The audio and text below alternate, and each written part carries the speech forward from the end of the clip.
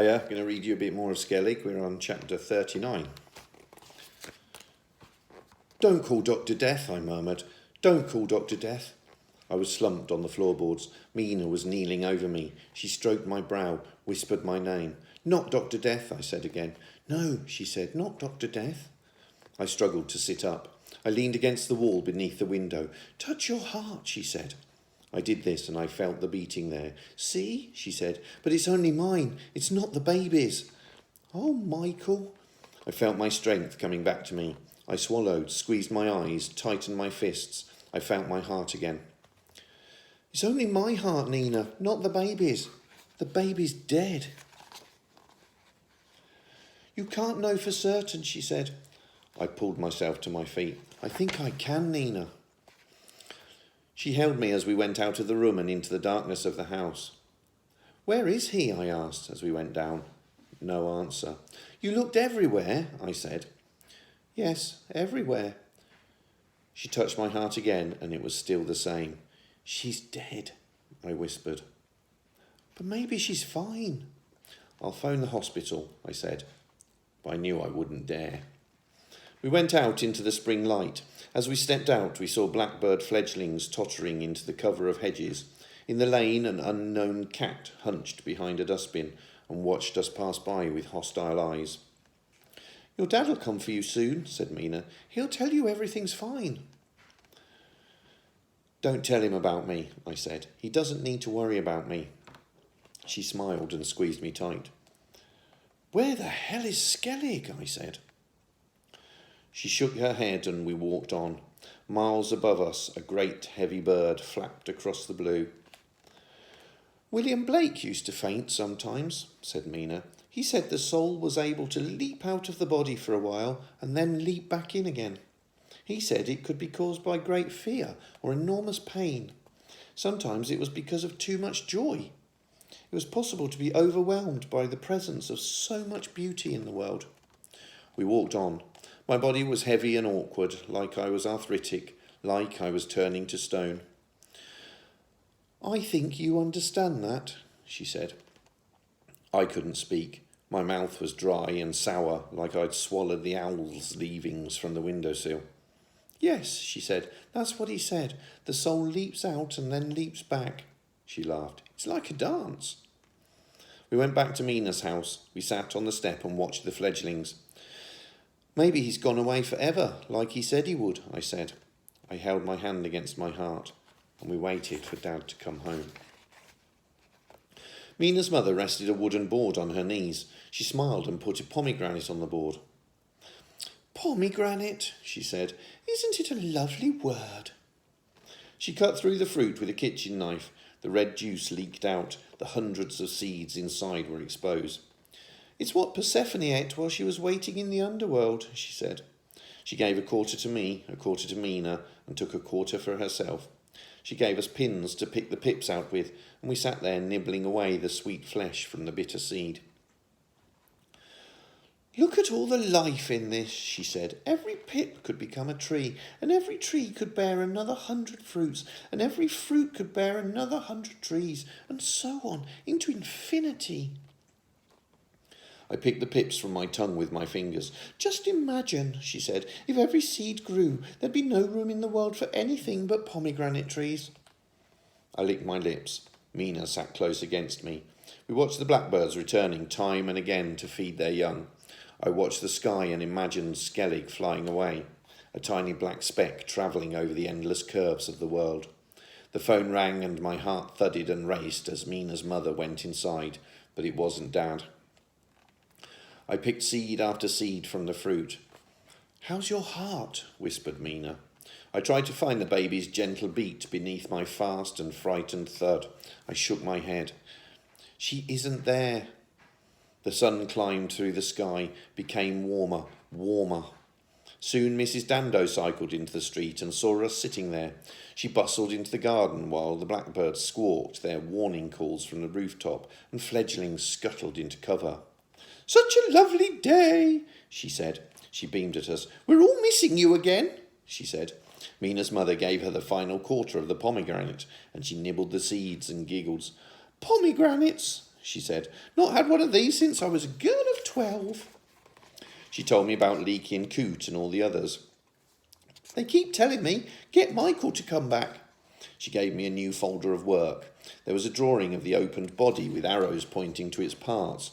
Rasputin's note told me to write the missing names. Mina and I looked at the drawing together. Tibia, we said, fibula, sternum, clavicle, radius, ulnar, kidneys, liver, lungs, heart, brain. And spirit jumping in and jumping out, but never seen, said Mina. Mrs. Dando looked at her. I knew that Coot would have talked to Mrs. Dando about her. A daft monkey girl, he'd have said. The lass that sits in a tree like a crow. The lass that's keeping him away. Miss Clarks had written, write another story like the last one, Michael. Something just as lovely. Let your imagination fly. I closed my eyes. I wanted to imagine nothing. The baby was dead. Skellig was gone. The world that was left was ugly, cold, terrifying. The blackbirds squawked and squawked while Mrs. Dando told Mina's mother about what a great footballer I was, about how I loved having a daft time with the other boys. Mina's mother smiled. How's the baby? Mrs. Dando said at last. Don't know, I whispered. She's having an operation today, said Mina. Oh, poor little soul, said Mrs. Dando. Yes, said Mina, and to be quite honest, Mrs. Dando, the last thing Michael needs is to be troubled by petty things like football and school. Her mother sighed. Mina, she said. Well, said Mina, isn't it true, Michael? I couldn't stand it. I went to sit at the front wall, facing away from them. See, said Mina, see how you've upset him? And then Dad drove into the street and parked the car in front of me. He held the door open. I got in beside him. He put his arm around me. It's over, son, he said. I was wrong. She wasn't dead. She was in a long, deep sleep that followed the anaesthetic. She was snoring gently beneath white blankets. Mum told us about the great wound in her tiny chest and the massive bandage that covered it. There were wires and tubes again and a machine that bleeped in rhythm with her tiny heart. They said everything will be all right now, Michael, she said. They're sure everything will be all right. We sat there, the three of us, hand in hand, looking down at the delicate creature. They said there was a moment when they thought they'd lost her, she said. She put her arm around me. But she burst into life again. A nurse came. She checked the wires and tubes and the machine. She patted my head.